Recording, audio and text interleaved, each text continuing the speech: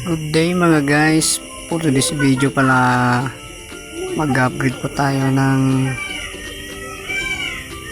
makina ng motor. So dito sa video na to mga guys, tingnan nyo yung tinuturo ko dyan. Yan ang pagkaiba nya. Mas mahaba po yung pang XRM 110, mas mali po yung Wave 100. Gagawin natin siyang parang 125cc na siya. Ganun din po yung sigunyal, magpapalit po tayo ng mas mahaba, pang XRM 110 din ang gagamitin natin. Yung Wave 100 po i-convert po natin siya ng XRM 110.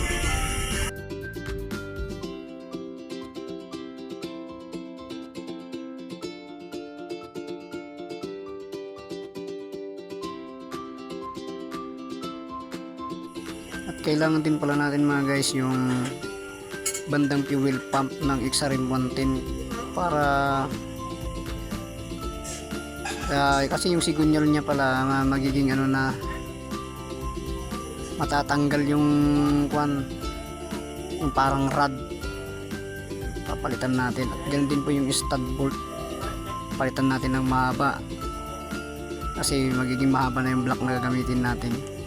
What? So tara guys, gawin na natin yung bandang kaliwa, babari na tayo, magpo-port back kasi malaki na yung sigunyal, hindi siya papasok, kailangan natin siyang bawasan.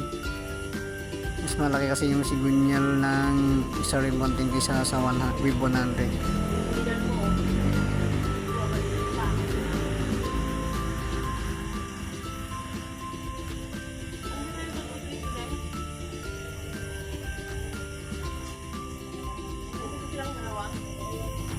So yan guys, nakaready na ang ating barena.